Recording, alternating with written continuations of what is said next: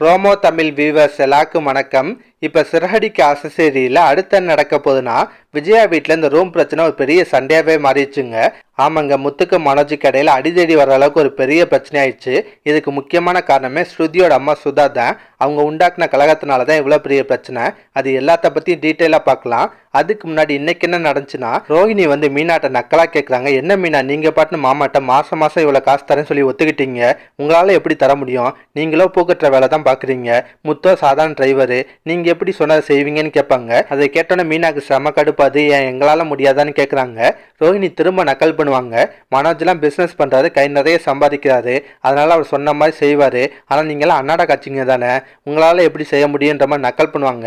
இப்போ மீனாக்கு உச்ச கட்டத்தில் கோவம் வருது. இங்கே பாருங்க ரோஹிணி, உங்கள் புருஷன் இப்போ தான் வேலைக்கே போகிறாரு, அதுவும் ஒரு மாதம் கூட என்ன வீட்டு செலவு காசு கொடுக்கல. ஆனால் என் புருஷன் ரொம்ப நாளாக இந்த குடும்பத்தை கவனிச்சிட்டு இருக்காரு. அது இல்லாமல் என் புருஷன் சாதாரண டிரைவராக இருந்தாலும் மாதம் 10,000 ரூபா தரேன்னாரு. உங்கள் புருஷன் தான் பெரிய தொழிலதிபராச்சு, அப்புறம் ஏன் வெறும் 8,000 ரூபா தராரு? கொஞ்சம் நிறைய தான் தர சொல்லுங்கன்னு சொல்லி நக்கல் பண்ணுறாங்க.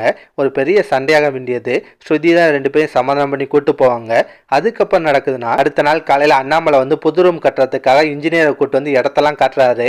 அவரும் இடத்தெல்லாம் மெஷர்மெண்ட் பண்ணி பார்த்துட்டு, நீங்கள் சொன்ன மாதிரியே ரூம் கட்டுறதுக்கு 5 லட்ச ரூபா வரைக்கும் செலவாகும்னு சொல்லிட்டு போறாரு. அதெல்லாம் பார்த்து விஜயா கோவப்படுறாங்க. இப்போ எதுக்கு அவசர அவசரமாக ரூம் கட்டணும், அப்படி என்ன அவசியம்னு கேட்பாங்க. அதுக்கு அண்ணாமலை வந்து பின்ன முத்துமீனாக்கு ரூம் கட்ட வேணாமா, அவங்க கடைசி வரையும் ஹாலியாக தூங்க முடியும்னு கடுப்பாராரு. உடனே விஜயா வந்து சரி, செலவு 5 லட்ச ரூபா வரையும் ஆகுன்றாங்களே, அதுக்கு என்ன பண்ண போறீங்கன்னு கேட்பாங்க. அண்ணாமலையா ஒரு பிளானை சொல்றாரு. வீட்டு பத்திரத்தை அடமானம் வச்சு கடனை வாங்குவோம், மாசம் மாசம் இவங்க கொடுக்குற காசை வச்சு அந்த கடனை அடைச்சிக்கலாம்னு சொல்றாரு. அதை கேட்டு விஜயா செம்ம கடுப்பாறாங்க. இது நல்லா இருக்கே, இந்த மகாராணி ரூம்ல தூங்குறதுக்காக என் வீட்டு பத்திரத்தை அடமானம் வைக்கணுமா? இப்படியே வீட்டு பத்திரத்து மேல கடை வாங்கி மொத்தமா வீடு கை விட்டு போறதுக்கா? அதெல்லாம் முடியவே முடியாதுன்னு சொல்றாங்க. முத்துவும் மீனாவையும் ரொம்ப மட்டமா வேற பேசுவாங்க. அதை கேட்ட முத்துக்கும் கோவம் வரும். பதிலுக்கு அவரும் பேசுவாரு. இப்படியே வாக்குவாதம் போயிட்டே இருக்கும். கடைசியில் அண்ணாமலை என்ன பண்றாரு, எல்லாரையும் அமைதியா இருக்க சொல்லிட்டு விஜயாவை நல்லா திட்டுவாரு. உனக்கு கொஞ்சம் கூட அறிவே இல்லைன்னு சொல்லி திட்டுறாரு.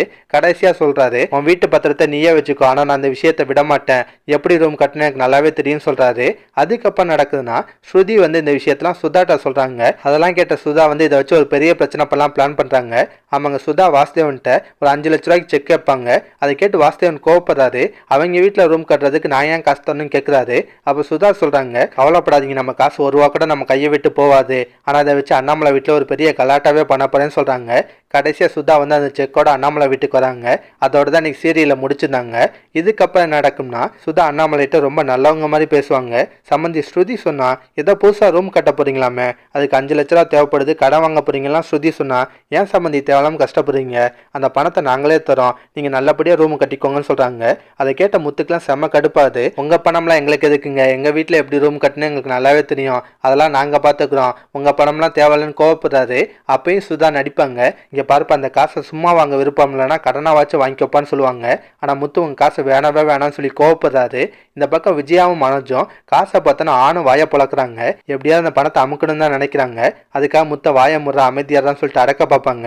ஆனா முத்து விட மாட்டாரு, தொடர்ந்து பிரச்சனை பண்ணிட்டே இருப்பாரு. ஒரு கட்டத்துல மனோஜ் என்ன பண்றாரு, டே முத்து, எல்லாமே இந்த வீட்டில் உன் இஷ்டப்படி தான் நடக்கணுமா? உனக்கு ஒரு விஷயம் பிடிக்கலன்னா ஒதுங்கிக்கோ, அதை விட்டுட்டு சும்மா எல்லா விஷயத்தையும் மூக்க நுழைச்சிட்டு இருக்காத. உன் பிளான் என்ன? எங்க எல்லாத்தையுமே தொத்தி விட்டு நீனும் உன் பொண்டாட்டி மட்டும் இந்த வீட்டை ஆளலாம் நினைக்கிறீங்களா? சரியான சுயநலவாதிட்டான்னு சொல்லி திட்டுறாரு. அதை கேட்டோன்னு முத்துக்கு செம்ம கடுப்பாது.